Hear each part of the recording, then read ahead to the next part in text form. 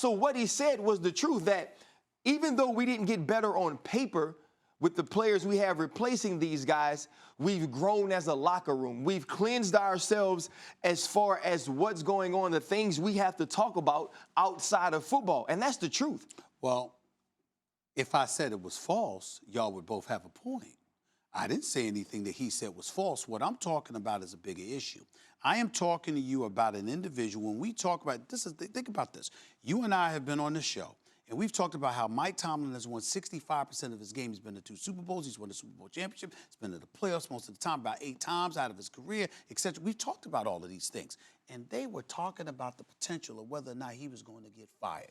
Why? As ridiculous, utterly ridiculous as that is, we had to come to the realization, and I believe you were on the show during one of these segments, where we talk about how you're a coach, you're judged by a different standard, and when you're an African-American coach, absolutely, you're really judged by a different standard. And when it comes to African-American coaches, what is the one thing they will all lament? That the balance isn't the same, that the line of criteria, whatever you want to point, it's not the same. We're judged by a different standard. 100%. Because they're saying it's not just about wins and losses, it's about how you run your franchise. It's the stewardship you have over the franchise and how things transpire under your watch. What's tolerated for some people isn't tolerated for others. So when I hear Tomlin say something like that, and I hear about the cleansing, he's blessed that he has an organization like the Pittsburgh Steelers who said, all right, we're going to cleanse. We're going to get rid of that nonsense because we don't want that in our locker room. The problem is, in most instances, that black coach, if he was with another organization, they wouldn't have got rid of the players. They'd have got rid of the coach. Let me tell you why that's why that's an important point. There's a soft racism going on that it seems to me in coaching, in that there's a trend toward the offensive innovator, right?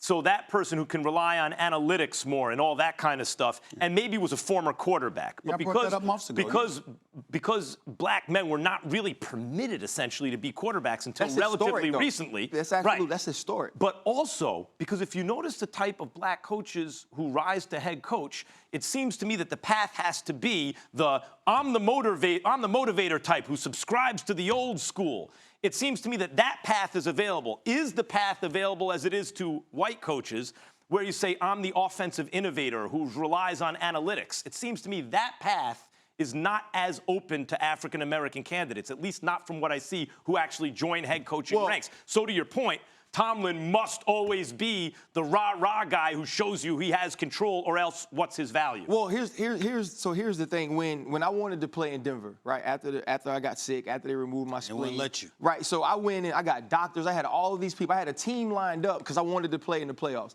And I brought all these people to Coach Tomlin, and we sat in this room, and it was the trainers and the doctors, and I gave this big spiel. It was like First Take. I really stood up there. It was like Stephen A's list of why I could play, right? And I do all this, and Coach Tomlin said, I'm looking at you, and if you were my son, I wouldn't let you play. And that's my responsibility, to look at you as more than a player. And that's what he did with Antonio Brown. That's what he does with Le'Veon Bell. And the only way that works is if you return that loyalty, if you return that in kind. But he was dealing with players who didn't see it that way. We talked about him Antonio Brown not returning calls, Le'Veon Bell not returning calls. So when you're talking about being the African-American coach and how you are looked at differently, and we speak about this all the time, you also feel a different responsibility. The guys on the team feel like you have a different responsibility to treat them in a certain way. When Bill Belichick, who you compare Mike Tomlin to, you can't compare anybody to Bill Belichick, right? All the other 31 coaches are different. He's set apart. But he can treat a guy a certain way. I've heard players say, when I walk down the hall, Bill Belichick wouldn't speak to me. That's right. Or I've heard players say, when you see him coming down the hall, you don't look him in his eyes. That's okay for Bill Belichick, for a black or African-American player. What would it be like if Coach Tomlin was walking? It would be a nightmare. Right. The conversations that would be had about him, the way players would feel about him, like this is a brother and he's treating us like this. So it's a difficult line to walk. So it's especially hard, Stephen A., when you give players these leeways, this leeway, and you look at them and treat them a certain way, give them certain freedoms, because you don't want to suppress who they are, and they don't return it. So sometimes you have to cleanse. But I guess what I'm saying is, I'm not disagreeing with any of that. I am the only.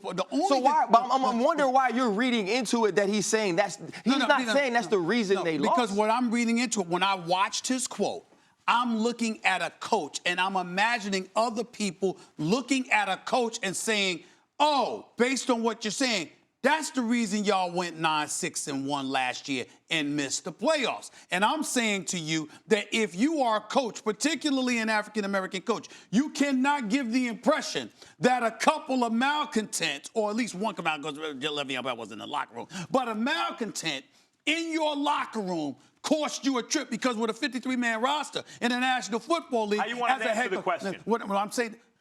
I understand what you're saying, but how does he answer that question? Well, remember, I heard his comments. I didn't hear what the exact question was. So all I'm saying is, when I'm looking at him, I know Mike T. I know he can coach. I know he deserves far more respect than he receives by some. Right. And I root for him. My point is that when you're talking, particularly as an African-American coach, they're looking at what you say. And it came across to me like he was saying that's the reason they lost. You're Tomlin. That's all I'm saying. You're Tomlin. I'm someone in the media. Why are you guys going to be better this year? How do you answer that? Because to Ryan's point, you don't have Antonio Brown or Le'Veon Bell. You're not going to. I like Juju Smith-Schuster and James Conner, a good player. Right. They're not as good. Right. So how did you get better? This is the business of the National Football League. We've got one of the best quarterbacks in the game. James Conner proved himself. Juju Smith-Schuster is a legit number one receiver. In other words, stay away from what was bad before. Or you say, Good get answer. the sage out. I believe in food cleanses, spiritual cleanses, I think and though, after that, he's not come on, wrong. wait. I'm just saying how I'm looking For at me, it. I love the transparency of saying, you know what? Yeah. This was a cleansing. This was the way we had to move forward. This is Yeah. why these guys are no longer Get the here. negativity out. Fine. Make room for the light. So next year, there's no gave a good drama answer. whatsoever, but you missed the playoffs. No, there's no Then that's drama. all coaching. They cleanse. Okay.